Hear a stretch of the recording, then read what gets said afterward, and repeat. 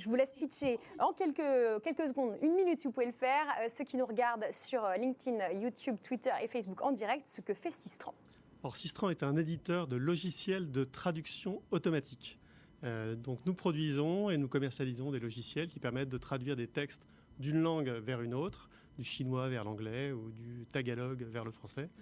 Et nous commercialisons ces solutions qui s'appuient sur des moteurs d'intelligence artificielle vers des entreprises et des administrations, plutôt des grands comptes, qui vont l'utiliser pour des besoins d'optimisation des processus de traduction professionnelle, comme pour favoriser la collaboration entre les différents salariés et les partenaires de l'entreprise, mais également à destination des utilisateurs finaux dans le cloud. Et il y a une solution à sistran.net qui permet de s'abonner en ligne et de bénéficier de toute la puissance de notre technologie. Et pour comprendre, hein, c'est un marché énorme parce qu'il y a 7000 langues parlées dans le monde. 7000 langues et idiomes. Vous, aujourd'hui, vous pouvez travailler sur combien de langues ? On n'a pas la prétention de traduire effectivement toutes ces langues. On opère aujourd'hui avec 56 langues et donc une multiplicité de combinaisons de ces langues les unes vers les autres, bien évidemment. Bon, avec vous, Vincent, on parle de réseaux neuronaux, on parle d'apprentissage automatique, d'algorithmes. C'est très technique ce que vous faites. Votre entreprise, elle porte ces technologies, ou peut-être la version ancienne de ces technologies depuis 1968. Qu'est-ce qui reste de l'ADN de Sistran aujourd'hui, en 2023, par rapport à 1968 ? Alors, ce qui reste, je dirais, c'est plus du tout la technologie, parce qu'il y a eu plusieurs ruptures technologiques. On est passé d'abord à des moteurs à base de règles vers des moteurs à base de statistiques et bien vers des réseaux de neurones. Mais ce qui reste, c'est l'expertise sur la linguistique. Et chez Sistran, on a 117 collaborateurs, mais il y a 25 nationalités, ce qui est énorme pour une société de cette taille-là. Et donc, ce sur quoi on a capitalisé, c'est la connaissance de la structure des différents langages, de la spécificité. C'est la constitution de dictionnaires particuliers qui permettent d'enrichir justement la création de ces paires de langues.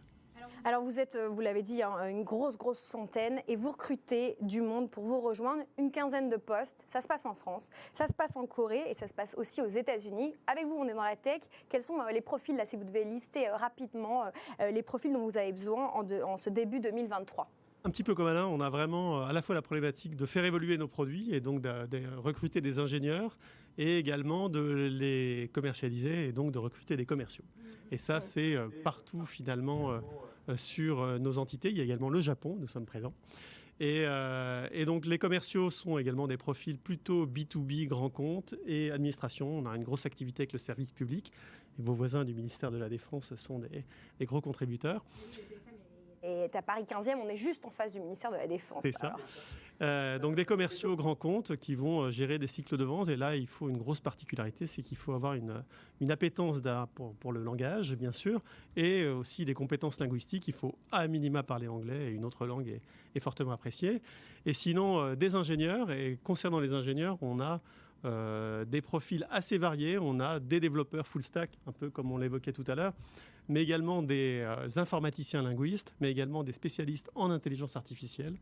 Et voilà, donc c'est quelquefois un peu la quadrature du cercle d'arriver à trouver ce type de profil sur le marché. Mais oui, j'allais vous le dire, peut-être ceux qui nous regardent peuvent réagir en direct à ce sujet. C'est comment on trouve des gens avec ce profil aussi niche, enfin en tout cas qui me semble niche. Est-ce que ce sont des profils niches? Est-ce qu'on en trouve? Est-ce que vous êtes de toute nationalité chez Sistran parce que justement le marché français n'est pas assez gros pour permettre à des patrons comme vous de recruter les gens en local, si je puis dire? Alors, sur la partie purement technique, donc on trouve effectivement des compétences sur le marché français. Et heureusement, le marché s'est un petit peu détendu récemment avec les annonces de Salesforce, de Facebook et les autres qui se sont séparés d'une partie de leurs effectifs. Donc ça a permis de...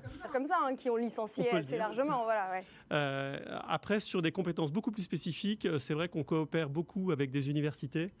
L'INALCO, par exemple, pour nos informaticiens linguistes qui sont des profils très spécifiques, ou des universités de recherche comme le LIUM sur vraiment la recherche en IA et sur les techniques linguistiques.